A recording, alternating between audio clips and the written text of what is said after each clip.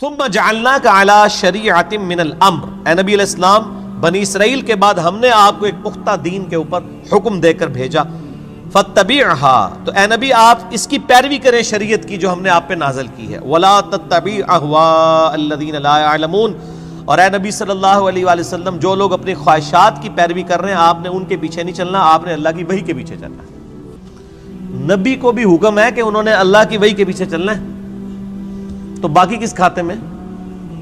قرآن میں 3 دفعہ یہ آیت آئی ہے، سورہ یونس میں، سورۃ الانعام کے اندر، سورہ الزمر کے اندر۔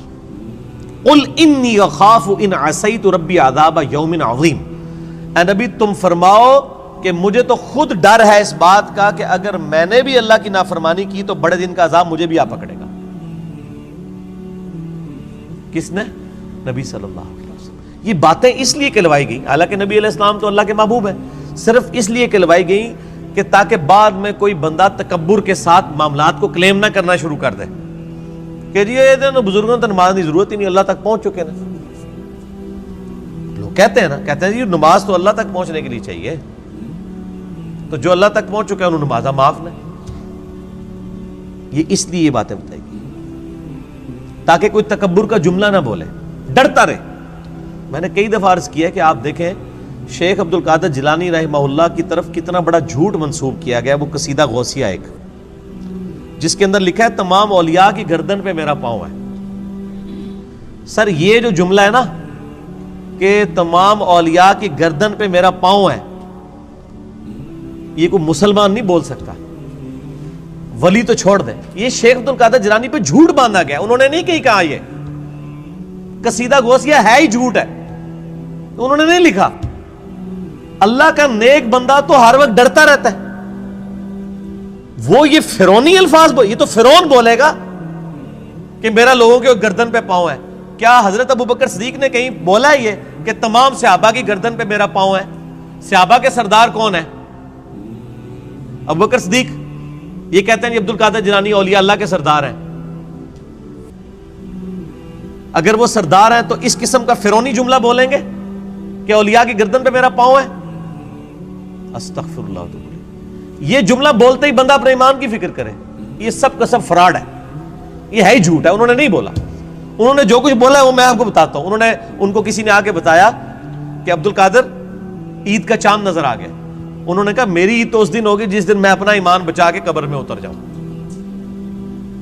سر جو اللہ کا ولی ہوتا ہے اس کو اپنی فکر لگی رہتی ہے، وہ اتنا اکڑ خون نہیں ہوتا کہ لوگوں کو کہتا پھرتا ہے، یہ سب جھوٹ ہے۔ اور جو انسان اپنا پیشاب نہیں روک سکتا وہی جملہ بول سکتا ہے کہ تمام اولیاء کی گردن میں میرا پاؤں ہے؟ دنیا کا کوئی ولی، کوئی بزرگ اپنا پیشاب روک سکتا ہے؟ Not at all. اگر کوئی ہے تو آئیں، لائیں، ہمارے سامنے پیش کریں، پیشاب روک کے بتائے کوئی۔ انسان تو اتنا کسپرسی کیا حالت ہے۔ اسی لیے دیکھیں کہ آپ لوگ جب بیمار ہوتے ہیں آپ کو اٹھا کے ان کے پاس لے جاتے ہیں، اور یہ لوگ بیمار ہوتے ہیں تو یہ شفا انٹرنیشنل میں علاج کرا رہے ہوتے ہیں۔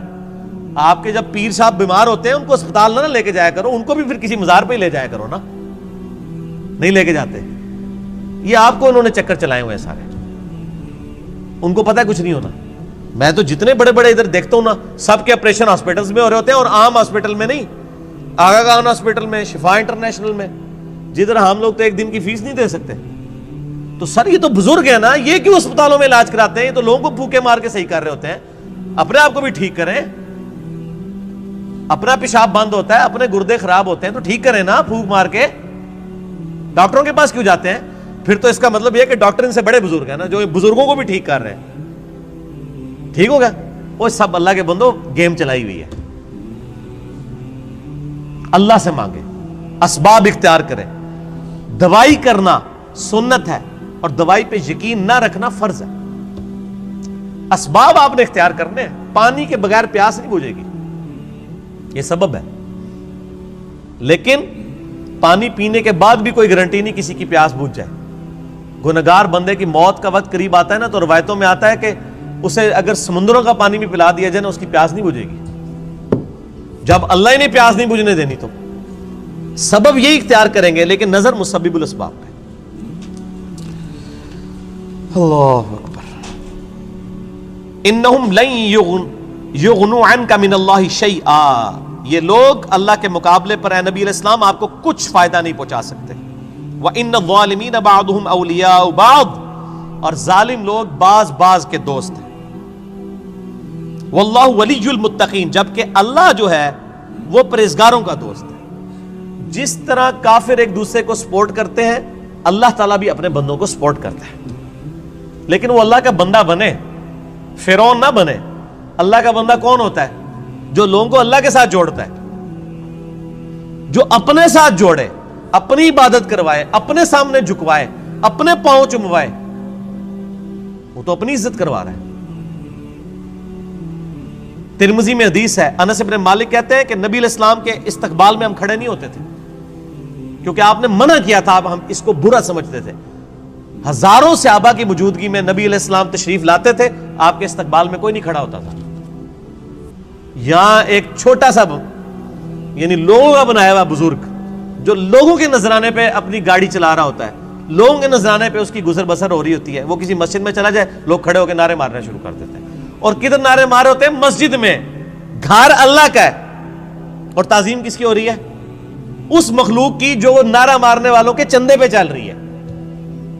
اسی لیے میں کہتا ہوں نا، لوگوں نے وہ گاڑیوں کے پیچھے لکھوایا ہوتا ہے نا، نگاہ مرشد. مرشد کو بھی چاہیے وہ اپنی گاڑی کے پیچھے لگوائے نذرانہ مریدین. آپ آج نذرانے بند کریں، ان کا تو کوئی سورس آف انکم ہی نہیں ہے. اکثریت کا کوئی سورس آف انکم نہیں ہے. نہ ان کے بچے پڑھے لکھے ہوتے ہیں، نہ یہ خود پڑھے لکھے ہوتے ہیں. ان کو 10,000 کی نوکری نہیں کہیں مل سکتی، لیکن سٹیٹس وہ روزانہ کے لاکھوں روپے خرچ کر رہے ہوتے ہیں. کہاں سے؟ آپ سے. تو صرف ان کو چاہیے نا، جب اپنی گاڑی میں بیٹھیں تو گاڑی کے پیچھے لکھے مریدین کے نذرانوں کی برکت سے. آزا من فضل ربی تے نہ انہیں لکھنا تے نہ تے مرید نے لکھنا ہے. وہ تو توفیق نہیں کسی نے ہونی. اصل تو یہ ہونا چاہیے آزا من فضل ربی. تو اگر اتنے مریدین لکھ رہے ہیں نگاہ مرشد، تو پیر بھی لکھ دے نذرانہ مرید کی برکت سے، جو سچائی ہے. دوسرے والی تو ہے ہی جھوٹ ہے. نگاہ مرشد کے جس مرشد میں تسی پال رہے ہو، مرشد تو کس نے پال سکتا ہے؟ اللہ پال رہا ہے، اللہ دے رہا ہے. اللہ کافروں کو بھی دیتا ہے، اللہ مسلمانوں کو بھی دیتا ہے. اللہ جانوروں کو بھی دیتا ہے، اللہ درختوں کو بھی دیتا ہے. سب اللہ دینے والا ہے. اللہ طرف ہمارا ہے واللہ ولی المتقین، اللہ تعالیٰ پشت پناہ ہے پرہیزگاروں کا. ھذا بصائر للناس، یہ لوگوں کے لیے بصیرت افروز باتیں ہیں، آنکھیں کھولنے کے لیے. وَھدًى وَرَحْمَةٌ لِقَوْمٍ يُوقِنُونَ، اور ہدایت اور رحمت ہے یہ قرآن ان لوگوں کے لیے جو بات یقین کرنا چاہیں. جنہوں نے نہیں ماننی ان کے لیے قرآن میں کوئی ہدایت نہیں. ام حسب الذین اجترحوا السیئات ان نجعلهم كالذین آمنوا وعملوا الصالحات سواء محیاہم ومماتہم، کیا وہ لوگ جو برائیوں کا ارتکاب کرتے ہیں، کیا ہم ان کو ویسا ہی بنا دیں گے کہ جو ایمان لائیں اور نیک اعمال کریں، کہ یکساں ہو جائے دونوں کا جینا اور مرنا؟ نہیں. دنیا میں بھی بادشاہ جو ہوتے ہیں وہ اپنے تابع فرمان بندوں کو نوازتے ہیں، دشمنوں کو سزا دیتے ہیں. تو اللہ تعالیٰ ماتا ہے جو میرے ماننے والے ہیں وہ اور جو میرے نہ ماننے والے ہیں، میرے نافرمان، ان کو میں برابر کر دوں گا؟ ان کی زندگی اور موت برابر ہوگی؟ نہیں. زندگی ہو سکتا ہے کافر کی بہتر ہو، لیکن مرنے کے بعد ایمان والے اور نیک عمل کرنے والے کے لیے آخرت میں اللہ کا انعام ہے. ساء ما یحکمون، کتنا برا حکم تم لگا رہے ہو اگر تمہارے دماغ میں کہیں یہ بات ہے کہ یہ لوگ برابر ہو سکتے ہیں. وَخَلَقَ اللَّهُ السَّمَاوَاتِ وَالْأَرْضَ بِالْحَقِّ، اور اللہ نے آسمان اور زمین کو پرپز فل پیدا کیا ہے. وَلِتُجْزَىٰ كُلُّ نَفْسٍ بِمَا كَسَبَتْ، تاکہ بدلہ دیا جائے ہر جان کو جو اس نے کمایا. وَهُمْ لَا يُظْلَمُونَ، اور کسی پہ ظلم نہیں ہوگا. یہ اللہ نے ایک لائن کے اندر مقصد بیان فرما دیا ہے کہ زمین و آسمان کی پیدائش کا مقصد یہ ہے کہ اللہ تعالیٰ آزمائے گا کون نیک عمال کرتا ہے، اس کے بعد اللہ تعالیٰ نیک عمال والے کو اس کے عمال کا بدلہ دے گا، برے عمال والے کو اس کے عمال کا بدلہ دے گا. اب بڑی سخت آیت آ رہی ہے قرآن حکیم کی، اس ایک آیت پہ گھنٹوں بولا جا سکتا ہے. افرائیت من اتخذ الہہ ہوا، اے نبی صلی اللہ علیہ وآلہ وسلم بھلا تم نے اس شخص کو دیکھا جس نے اپنی خواہش نفس کو اپنا خدا بنا لیا.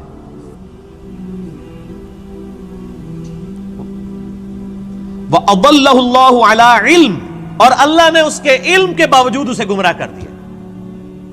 وَخَتَمَ عَلَىٰ سَمْعِهِ وَقَلْبِهِ، اور اللہ نے اس کے کانوں پر اس کے دل پر مہر لگا دی ہے، وجعل علی بصرہ اور اس کی آنکھوں پر غشاوہ پردہ ڈال دیا ہے۔ فمن یہدہ من بعد اللہ افلا تذکرون، تو بتاؤ اب اللہ کے بعد کون ہے جو اس کو ہدایت دے؟ کیا تم غور نہیں کرتے؟ جس کو اللہ گمراہ کر دے، من یہدہ اللہ فلا مضل لہ، جسے اللہ ہدایت دے اسے گمراہ نہیں کر سکتا، ومن یضلل فلا ہادی لہ، اور جسے اللہ گمراہ کر دے اسے کوئی ہدایت نہیں دے سکتا۔ تو اللہ تعالیٰ فرما رہا ہے کہ ایسا شخص جو اپنی خواہش نفس کی پیروی کرتا ہے، تو اگرچہ اس کے پاس علم بھی ہوتا ہے پھر بھی وہ بہرا، اندھا اور گونگا ہو جاتا ہے، حق بات قبول نہیں کرتا، کیونکہ اللہ اسے گمراہ رہنے دیتا ہے کہ اس کے پاس علم تھا، اس کے باوجود اس نے اس علم کا فائدہ نہیں اٹھایا۔ ایک بندے کے پاس علم ہے کہ اگر میں بلڈنگ کے 10ویں فلور سے باہر چھلانگ لگاؤں تو مر جاؤں گا، یہ پتا ہے ایک بندے کو، وہ پھر بھی چھلانگ لگا دیتا ہے، تو پھر کیا ہوگا؟ مر جائے گا۔ یہی حال اس شخص کا ہے کہ جس کو قرآن و سنت کا علم دیا گیا لیکن اس پہ عمل نہیں وہ کر رہا، اسے ہم کہتے ہیں قرآن میں لکھا ہے ایاک نعبد و ایاک نستعین، صرف اللہ ہی کو پکار، وہ کہتا ہے نہیں، میرے بابے کہتے ہیں بابوں کو پکارو۔ اب علم تھا اس کے پاس، گمراہ ہو گیا، اللہ کی بات نہیں مانی۔ ایک بندے کو بتایا بھی بخاری مسلم میں نماز کا طریقہ رکوع میں جاتے وقت اور رکوع سے اٹھتے وقت رفع الیدین کے ساتھ لکھا ہے، نہیں مانا۔ ایک بندے کو بتایا کہ تم ہر مہینے 11ویں دیتے ہو، جبکہ 11ویں والے پیر کی جو اپنی کتاب ہے غنیت الطالبین، اس میں نماز کا طریقہ وہی لکھا ہے جو بخاری مسلم میں لکھا ہوا ہے، وہ کہتا ہے میں نے رفع الیدین نہیں کرنا۔ تو ضد کا تو کوئی علاج نہیں ہے۔ یہ وہ لوگ ہوتے ہیں جو علم کے باوجود گمراہ ہو جاتے ہیں۔ علم ہے، اسی لیے ہم اکثر وہ لوگ کہتے ہیں وہ ایڈے بڑے وہ مولویوں کو نہیں پتا لگا، وہ پاگل نے، تو ہم پتا سمجھ آ گیا۔ تو ان کو بتائیں، آپ جن علماء کہہ رہے ہیں اتنے بڑے بڑے، آپ کے مخالف اپنے علماء کو اتنے بڑے بڑے کہتے ہیں اور آپ کے علماء کو جاہل کہتے ہیں۔ بریلوی دیوبندیوں کو گستاخ رسول کہتے ہیں کہ نہیں؟ تو کیا دیوبندیوں کے علماء علماء نہیں ہیں؟ اور دیوبندی بریلویوں کے علماء کو مشرک کہتے ہیں کہ نہیں؟ تو کیا بریلویوں کے علماء علماء نہیں ہیں؟ سنی شیعہ کے علماء کو، شیعہ سنیوں کے علماء کو، اہل حدیث ان کو، یہ سارے اہل حدیث کو گمراہ کہتے ہیں کہ نہیں؟ ہم کہتے ہیں شاید ساری صحیح کہہ رہے ہو، لگ ایسا ہی رہا ہے کہ آپ اپنے آپ کو کتاب و سنت کے سامنے پیش کرنے کے لیے تیار ہی نہیں ہو۔ اگر کسی کو بات پتہ چلے وہ اللہ کا شکر ادا کرے، جی میرے تک بات پہنچ گئی، مجھے اس سے کوئی غرض نہیں ہے کہ دنیا کیا کر رہی ہے، مجھے صرف اس چیز سے غرض ہے کہ میرے نبی نے کیا مجھے حکم دیا ہے صلی اللہ علیہ وآلہ وسلم۔ اور نبی جو امت کو دے کے گئے ہیں کوئی بابا نہیں دے کے گئے۔ حجۃ الوداع کے موقع پہ کیا فرمایا؟ میں اپنے بعد تم میں 2 چیزیں چھوڑ کے جا رہا ہوں، کیا 2 بابے، 2 مولوی، 2 شیخ القرآن، 2 بزرگ، 2 صوفی؟ نہیں، کہا اللہ کی کتاب، اس کے نبی کی سنت، اس کو پکڑو گے ہدایت پہ رہو گے، اس کو چھوڑ دو گے گمراہ ہو جاؤ گے۔ تو دین تو یہ ہے۔ ایک بندہ آپ کو قرآن سکھا تو رہا ہے لیکن خود قرآن پہ عمل نہیں کر رہا، تو اس کا قرآن کا سکھانا کیا ہے؟ میں آپ کو کلمہ پڑھا کے مسلمان کر دوں، جب آپ مسلمان ہو اور میں آپ کو بتاؤں کہ یہ اللہ کی کتاب ہے، آپ کتاب کھول کے مجھے کہیں گے آپ نے مجھے مسلمان تو کیا ہے لیکن اس کتاب میں جو کچھ لکھا آپ تو اس پہ عمل ہی نہیں کر رہے، تو آپ اس کو کیا یہ کہیں گے کہ میں تمہیں کلمہ پڑھایا اس واسطے میں جو کہوں گا وہی صحیح ہے، یہ کہیں گے یا قرآن کو مانیں گے؟ کلمہ پڑھانا تو اپنی جگہ ہے، بخاری مسلم حدیث ہے اللہ تعالیٰ فاسق سے، بدکار شخص سے بھی دین کا کام لے سکتا ہے۔ اگر کسی نے کسی کو کلمہ پڑھایا یہ اس کی بزرگی کی دلیل نہیں ہے۔ اگر کوئی کہتا ہے آج ڈاکٹر ذاکر نائک نے ہزاروں لوگوں کو کلمہ پڑھایا ہے، بریلوی دیوبندی اس کو بزرگ کیوں نہیں مان لیتے؟ پھر تسی بھی جھوٹ مارنے بند کر دو، 90 لاکھ نو کلمہ پڑھایا ہے، ادو تو 90 لاکھ بادی کوئی نہیں سی۔ اگر آپ نے کلمہ پڑھانے کو کسی کی بزرگی ماننا ہے تو ڈاکٹر ذاکر نائک نے ہزاروں لوگوں کو کلمہ پڑھایا ہے نا، تو کیا بریلوی دیوبندی اور شیعہ مان لیں گے اسے بزرگ؟ تو سر بریلوی دیوبندی اگر اپنے بابوں کو کہتے ہیں اتنوں کو کلمہ پڑھایا تھے، تسی بھی اپنے بوجھے چ رکھو، پھر وہ کہنے کے نہیں جی کلمہ پڑھانے نال کیا ہوتا ہے تے وہ بد عقیدہ ہے نا، تو سر تسی بھی تواڈے کلمہ پڑھانے نال کیا ہوتا ہے، تواڈے بھی اگر بد عقیدہ نے تو کوئی فرق نہیں پڑتا۔ فرق کس سے پڑتا ہے؟ قرآن و سنت سے۔ اللہ کے نبی کے قدموں تک پہنچو، کسی بابے کے قدموں تک نہیں۔ اس لیے فرمایا تم میں 2 چیزیں چھوڑ کے جا رہا ہوں، اللہ کی کتاب، اس کے نبی کی سنت، قیامت تک کے لیے 2 چیزیں، جو اس پہ عمل کرے گا ہمارے سر کا تاج ہے، اور جو عمل نہیں کرتا گستاخ رسول ہے۔ اصل میں گستاخ وہ ہے۔ ٹھیک ہو گیا جی، آگے چلیں۔ اللہ تعالیٰ فرماتا ہے وَقَالُوا مَا هِيَ إِلَّا حَيَاتُنَا الدُّنْيَا، اور یہ لوگ تو کافر کہتے ہیں کہ بس دنیا کی زندگی ہے، نموت ونحیا، ہم اسی میں مرتے ہیں اور جیتے ہیں، وَمَا يُهْلِكُنَا إِلَّا الدَّهْرُ، اور ہمیں جو ہلاک کرتا ہے نا وہ زمانے کی گردش کرتی ہے، یعنی جب ٹائم پورا ہوتا ہے تو ہم مر جاتے ہیں۔ کوئی یہ زندگی موت کا نظام کسی خدا نے کنٹرول نہیں کیا ہوا، نہ قیامت قائم ہونی ہے، نعوذ باللہ۔ وَمَا لَهُم بِذَلِكَ مِنْ عِلْمٍ، حالانکہ ان کے پاس علم کی رتی بھی نہیں ہے۔ اگر ان کے پاس علم ہوتا تو ان کو پتا چلتا یہ نظام کسی کے بنانے سے بنایا گیا ہے۔ اِنْهُمْ إِلَّا يَظُنُّونَ، بس یہ اٹکل پچو چلا رہے ہیں۔ وَإِذَا تُتْلَى عَلَيْهِمْ آيَاتُنَا، جب ان پہ ہماری آیات پڑھی جاتی ہیں، بینات، روشن آیات، مَا كَانَ حُجَّتُهُمْ، تو یہ کوئی اور حجت نہیں کرتے سوائے ایک حجت کے، إِلَّا أَنْ قَالُوا ائْتُوا بِآبَائِنَا إِن كُنتُمْ صَادِقِينَ، یہ کہتے ہیں اگر تم سچے ہو تو ہمارے مرے ہوئے باپ دادا کو زندہ کر کے لے آؤ۔ ہمارے باپ دادا قبروں سے نکل کے یہ بات ہمیں کہیں کہ نبی اللہ کا نبی ہے، تب مانیں گے، قرآن کو ہم نے نہیں ماننا۔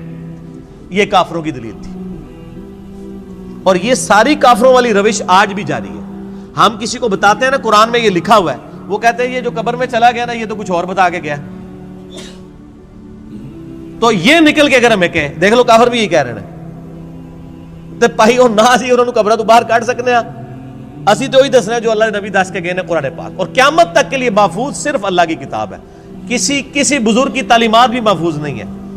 اتنے جھوٹ بزرگوں کے اوپر باندھے گئے ہیں، اسی لیے قرآن پاک میں کئی جگہ ہے کہ بزرگ قیامت والے دن خود اپنے ماننے والوں کے دشمن ہو جائیں گے۔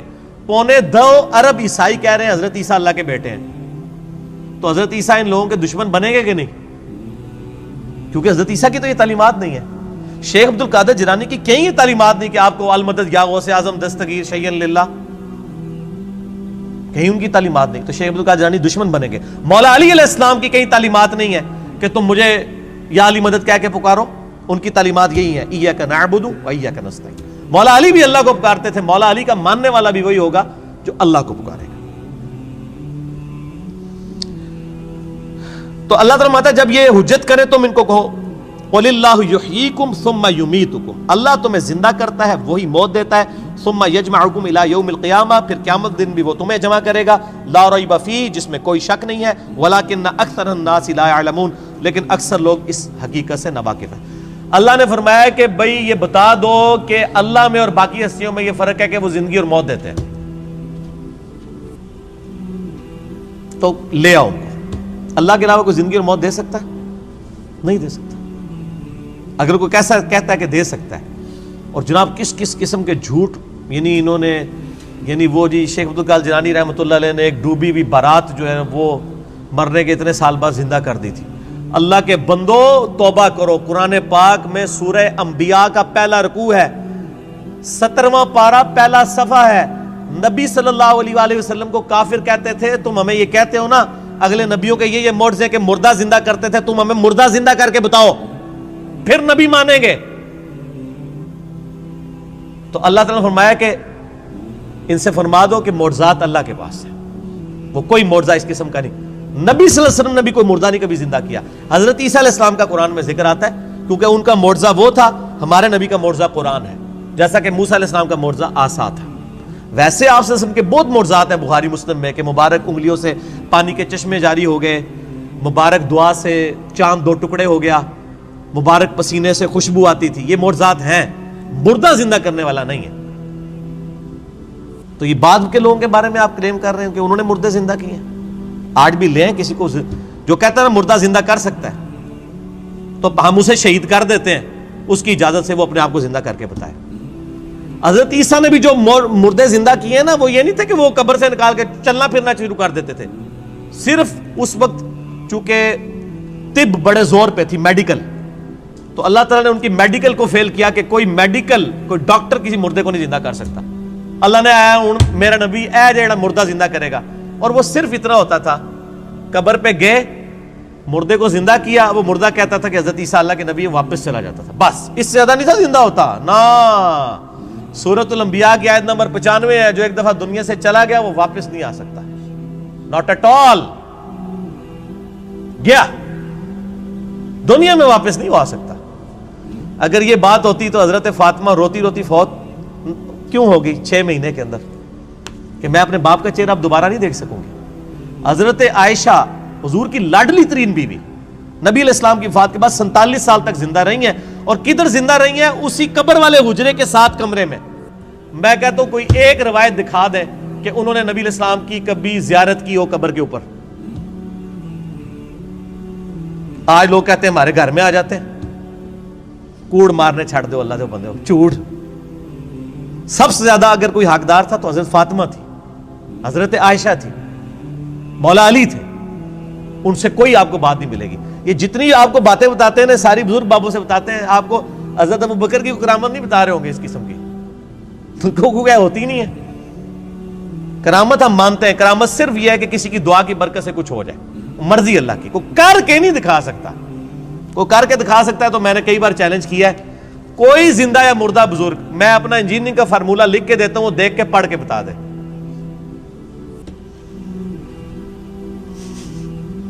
وہ جن کو چیلنج دے رہے ہوتے ہیں وہ کہتے ہیں نہیں یار نہیں پڑھ سکتے ہو. اللہ تو پڑھ سکتا ہے نا, میں اگر کوئی فارمولہ لکھوں اللہ تو پڑھ سکتا ہے نا. اگر آپ مانتے ہیں کہ اللہ ان کو پڑھاتا ہے, اللہ ان کو سب کچھ دے, اللہ دیتا ہے, تو پڑھن نہ پھر. اور میں تو اس سے بڑی بات کرتا ہوں, ان کی آپ نمازیں سنیں, یہ نماز بھی صحیح نہیں پڑھتے ہوتے. میں نے کئی لوگوں کی نمازیں سنی ہیں, نماز غلط پڑھ رہے ہوتے ہیں. ایو النبیوں کو میں نے بتایا نا, ادھر ایک بہت بڑے پیر صاحب تھے جیل میں نام نہیں لیتا. ایک دن میں نے ان کی نماز سنی, ہم وہ بھی شغل ملے میں بیٹھ گئے نماز سنانے کے لیے. نماز میں پڑھ رہے السلام علیکہ ایھا النبیو. مرید ہزاروں ہے جن کو انہوں نے جنت میں لے کے جانا ہے, نماز ایھا النبیو 25-30 بندوں کی موجودگی میں. اور بھی بڑی غلطی تھی, یہ موٹی سی مجھے یاد رہ گئی. میں کہ یہ کیا پڑھ رہے ہیں, وہ بچپن سے نماز یاد کی تھی اسی طرح چل رہی تھی, باقی عین ہا تو ہے ہی کوئی نہیں تھا نا, وہ تو چھڈ ہی دو, وہ تو میں گل ہی نہیں کہ میں زبر زیر کی غلطیاں. ایھا النبیو. اور یہ وہ ہیں جو کہہ رہے ہیں اسی جناب تہاڈا بیڑا تار دینا, نماز نہیں آتی, دعوے.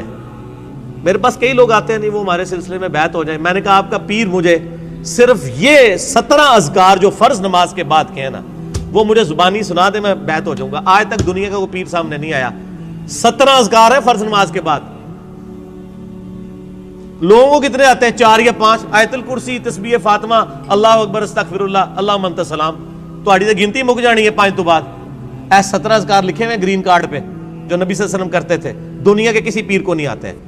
وہ 24 اذکار بلو کارڈ پہ لکھے ہوئے ہیں جو صبح و شام کے اذکار ہیں نبی علیہ السلام کے. کتنی کتنی مشکل دعائیں ہیں بخاری مسلم میں, کسی پیر کو نہیں آتی ہیں. میں اس سے بڑا چیلنج کہتا ہوں یہ دیکھ کے پڑھ کے بتا دیں. یہ اتنی مشکل عربی ہے کہ جس نے پہلی دفعہ پڑھی ہو وہ اس کو ایک دفعہ پڑھ کے صحیح پڑھ ہی نہیں سکتا. ابھی تک تو سارے فیل ہوئے ہیں. تو پھر یہ کہنا کہ ہم لوگوں کو نبی علیہ السلام تک پہنچاتے ہو, تسی آپ تک پہنچے کوئی نہیں ہوئے اللہ دے بندے ہو. نبی علیہ السلام تک وہ پہنچا ہوا ہے جو نبی علیہ السلام کے طریقے پہ ہے, جو آپ نے فرمایا ہے, جو آپ نے وظیفے بتائے ہیں.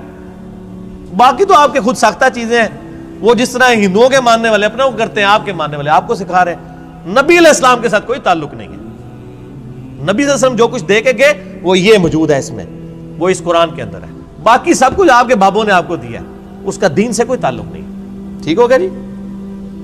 اور ویسے بابوں کے اوپر کوئی ناراض بھی نہیں ہونا چاہیے, کیونکہ سارے ایک دوسرے کے بابوں کو نہیں مانتے. جب سارے ایک دوسرے کو نہیں مان رہے ہیں تو ہم کہہ رہے ہیں سارے ٹھیک کہہ رہے ہو, کسی کے بھی نہ مانو, ایک بندے کو اپنا امام بناؤ.